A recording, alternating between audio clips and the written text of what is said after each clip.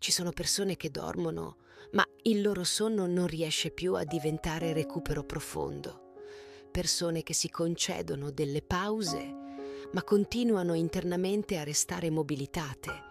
Persone esauste, perché il loro corpo continua a comportarsi come se dovesse restare pronto a reagire, pronto a controllare, pronto ad anticipare qualcosa.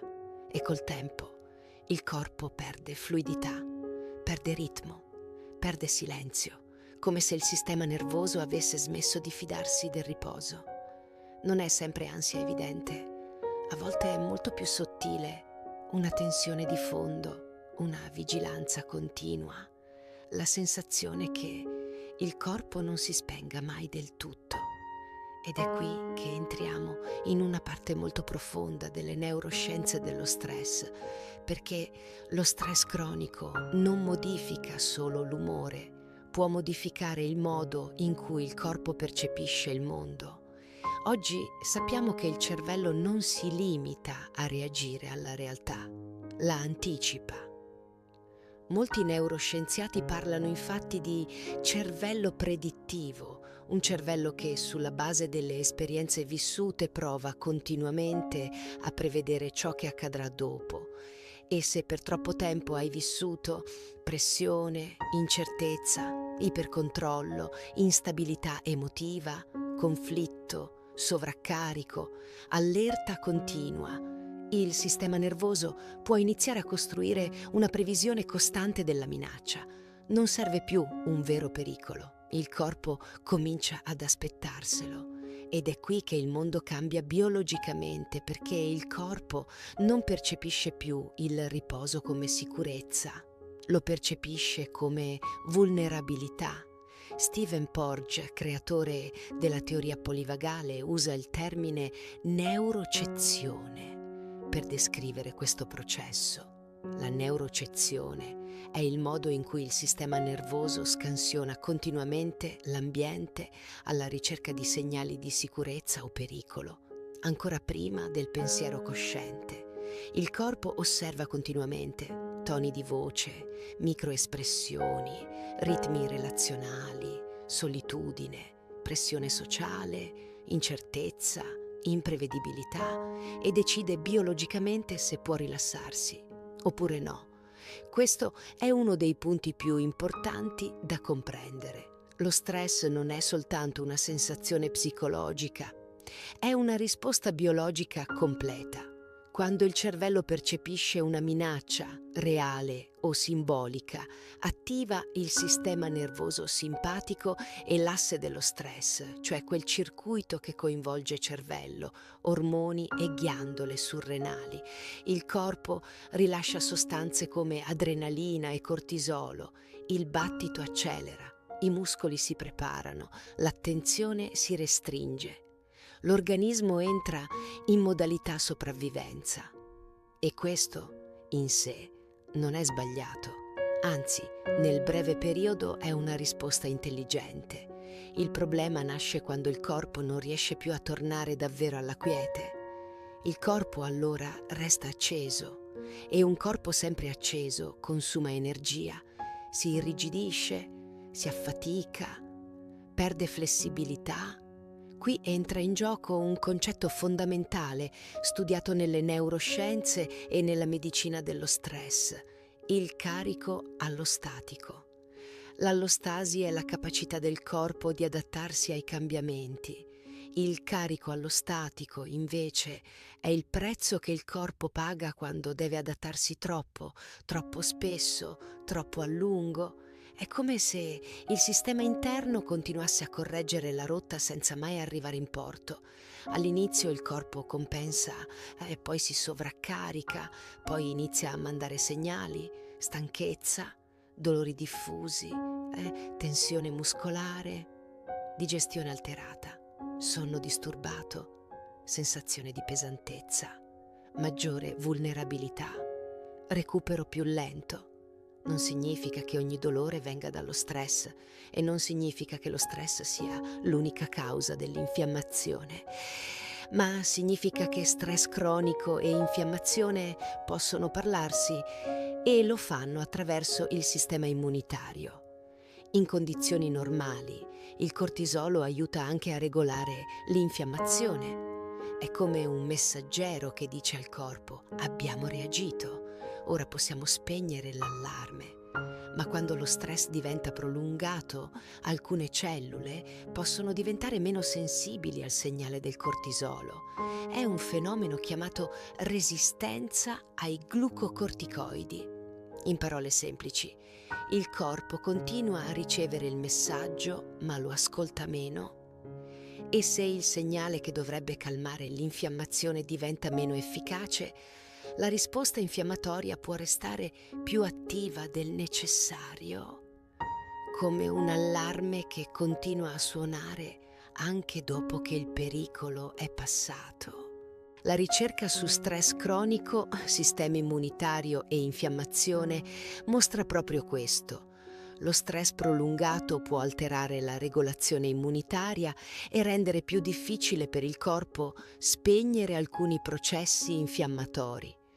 Studi come quelli di Miller, Cohen, Segerstrom e McEwen hanno contribuito a chiarire il legame tra stress cronico, immunità, cortisolo, carico allostatico e infiammazione. Questo significa che molte persone non sono semplicemente stressate, stanno vivendo dentro un sistema nervoso che ha imparato a prevedere il mondo come biologicamente costoso, e quando il corpo resta troppo a lungo in questa modalità, cambia anche il sistema immunitario. Qui arriva una delle cose più affascinanti della neuroimmunologia moderna. Il sistema immunitario non è solo un sistema di difesa, è anche un sistema percettivo. Ascolta il contesto biologico, ascolta il livello di sicurezza, ascolta il carico interno. E quando il corpo percepisce una minaccia persistente, l'infiammazione può diventare una forma di adattamento. Questo è importantissimo. L'infiammazione non nasce sempre come errore, molte volte nasce come strategia, come tentativo intelligente di protezione. Il problema è quando il corpo resta troppo a lungo in questa modalità difensiva. Allora il sistema perde flessibilità ed è qui che compare qualcosa chiamato sickness behavior, il comportamento di malattia. Quando il sistema immunitario produce molecole infiammatorie, come alcune citochine pro-infiammatorie, queste non restano isolate nel corpo, cominciano a dialogare con il cervello e il cervello modifica il comportamento, l'energia cambia, la motivazione cambia, la percezione cambia, anche il desiderio di muoversi, socializzare, esplorare, creare può ridursi, non perché la persona sia pigra, non perché sia debole, ma perché il corpo sta cercando di conservare energia, come se dicesse: non mi sento abbastanza al sicuro per espandermi. Ed è impressionante osservare quanto tutto questo possa diventare invisibile. Persone apparentemente funzionali, ma biologicamente esauste. Persone che continuano a fare, mentre il sistema nervoso resta in microallerta costante. Qui lo stress non è più soltanto psicologico. Diventa fisiologico, percettivo, temporale. Il corpo perde ritmicità biologica. Il sonno non rigenera più allo stesso modo. L'alternanza naturale tra attivazione e recupero si altera. Il sistema nervoso autonomo perde elasticità e il corpo rimane tonicamente pronto, come un musicista che non riesce più a interrompere la tensione nelle mani. A lungo andare, questa perdita di oscillazione diventa profondamente infiammatoria, perché il corpo umano non è progettato per restare continuamente mobilitato, è progettato per oscillare, attivarsi/recuperare, aprirsi/chiudersi, esplorare/riposare. Quando perdiamo questa danza biologica, qualcosa si irrigidisce ed è per questo che molte persone oggi non riescono più davvero a sentire riposo, anche quando si fermano, anche quando vanno in vacanza, anche quando dormono, perché il sistema nervoso continua ad anticipare, continua a monitorare, continua a prevedere e allora il corpo resta acceso. C'è anche un altro aspetto molto importante che oggi le neuroscienze stanno iniziando a comprendere meglio. Lo stress cronico non modifica soltanto ciò che sentiamo, può modificare il modo in cui il cervello gestisce le risorse del corpo.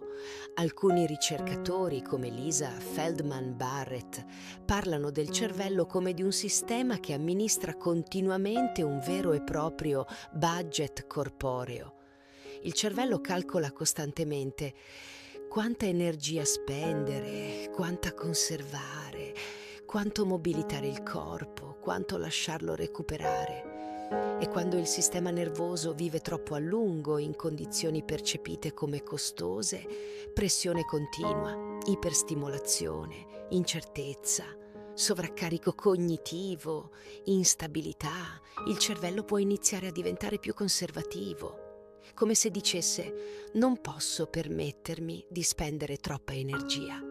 Ed è qui che molte persone iniziano a sentirsi mentalmente sature, fisicamente rallentate, emotivamente meno espansive, non necessariamente depresse, ma biologicamente trattenute. Anche la creatività può ridursi, la spontaneità diminuisce, il desiderio di esplorare si restringe, perché il sistema nervoso, invece di investire energia nella crescita, sta cercando soprattutto di prevenire ulteriori costi biologici.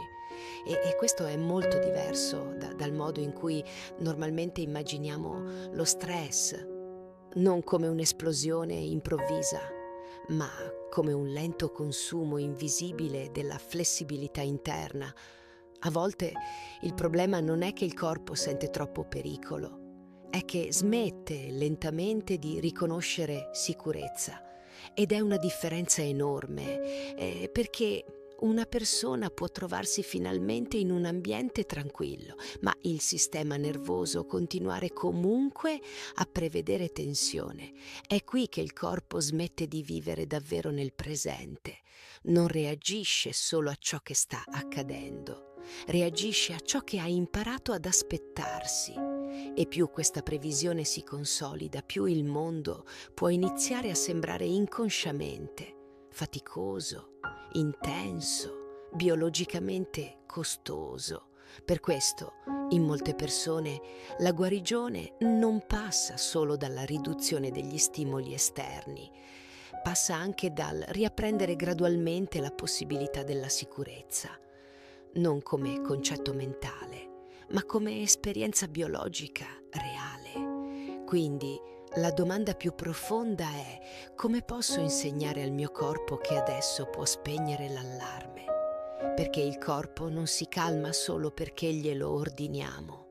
Si calma quando riceve segnali ripetuti di sicurezza, un respiro più lento, una pausa vera, un ambiente meno sovraccarico, un confine più chiaro, una relazione più sicura, un ritmo più umano, una presenza più gentile verso se stessi. La mindfulness entra proprio qui, non come fuga dal corpo, ma come ritorno al corpo, quando porti attenzione al respiro, alle sensazioni, ai punti di tensione. Non stai facendo qualcosa di astratto, stai comunicando con il sistema nervoso, gli stai dicendo: ti sento, non devo combattere tutto adesso, posso rientrare nel presente.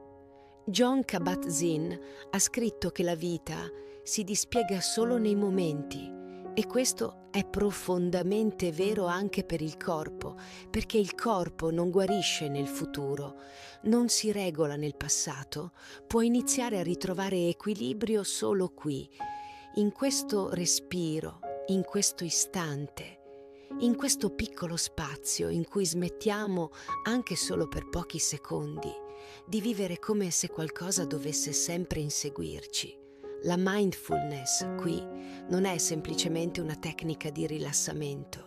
Ridurre la mindfulness a rilassati e respira significa perdere completamente la sua profondità neurobiologica. La mindfulness può diventare qualcosa di molto più importante, un riapprendimento della sicurezza, un modo per insegnare gradualmente al sistema nervoso che non tutto deve essere previsto, controllato, anticipato, monitorato. Quando portiamo attenzione al corpo senza forzarlo, quando impariamo a sentire senza reagire immediatamente, quando interrompiamo anche solo per pochi istanti la predizione continua della minaccia, il sistema nervoso riceve informazioni nuove, non immediate, non magiche, ma nuove. Ed è qui che il corpo può lentamente ricominciare a fidarsi. E forse guarire non significa eliminare ogni tensione, forse significa smettere di vivere come se il pericolo dovesse arrivare da un momento all'altro. Facciamo adesso una piccola esperienza insieme, non per calmare il corpo, ma per smettere, almeno per qualche istante, di trattarlo come un nemico da correggere. Porta attenzione al respiro, non cambiarlo subito. Osserva soltanto il ritmo, la temperatura dell'aria, il movimento del torace. Ora nota una cosa molto sottile. Il corpo in questo istante sta ancora cercando di proteggerti, anche nella tensione, anche nella stanchezza, anche nell'infiammazione. Respira lentamente e lascia che il sistema nervoso riceva, anche solo per pochi secondi, un'informazione diversa. In questo momento non devo prevedere tutto. Ancora un respiro e nota se il corpo riesce a lasciare andare anche solo l'1% della sua vigilanza. A volte è da qui che inizia il ritorno, non dal controllo, ma dalla sicurezza. Puoi anche fare una variante di questo esercizio. Porta l'attenzione al corpo. Osserva la fronte, la mandibola, le spalle, il torace, l'addome, le mani. Ora inspira lentamente, poi espira e mentre espiri immagina di abbassare di un solo grado il volume interno dell'allarme. Puoi, ma non devi subito necessariamente rilassarti completamente, devi solo dare al corpo un segnale diverso. Ancora una volta. Inspira, senti che sei qui, espira. Lascia che il corpo capisca che in questo momento non deve combattere. Anche pochi secondi di presenza possono diventare un primo messaggio di sicurezza. E ripetuti nel tempo, questi messaggi possono aiutare il sistema nervoso a uscire gradualmente dalla modalità emergenza. Questo non sostituisce cure mediche, diagnosi o controlli quando servono, ma ci ricorda una cosa essenziale. Il corpo ascolta il modo in cui viviamo, ascolta il ritmo, ascolta le pressioni, ascolta le paure ripetute, ascolta anche le pause e forse, a volte, l'infiammazione non è solo un fuoco da spegnere, è un linguaggio da comprendere. Un corpo infiammato può essere un corpo che ha dovuto difendersi troppo a lungo e il primo passo non è giudicarlo, è tornare ad ascoltarlo con intelligenza, con rispetto, con presenza. Questo è The Mindful Lab, uno spazio dove mindfulness, neuroscienze, spiritualità ed esperienza umana si incontrano per comprendere la mente e il corpo come un sistema intelligente che cerca continuamente adattamento, protezione ed equilibrio. Nel prossimo episodio entreremo ancora più in profondità. Parleremo di trauma e stress cronico e di come il corpo possa restare bloccato in modalità sopravvivenza anche quando la mente vorrebbe andare avanti. E spesso è proprio lì che perdiamo il contatto con ciò che significa sentirsi davvero al sicuro, Se questo video ti ha donato qualcosa, lascia un like, iscriviti al canale, scrivi nei commenti: il mio corpo riscopre la sicurezza nel momento presente, perché dare parole alla sicurezza è già un modo per iniziare a renderla più riconoscibile anche per il corpo. Poi attiva la campanellina degli aggiornamenti e continua questo percorso insieme a noi. Imparerai come ritrovare senso di sicurezza ed equilibrio, proprio quando sei troppo stanco per accorgertene. Così potrai essere fonte di benessere per te stesso e anche per chi ti è accanto.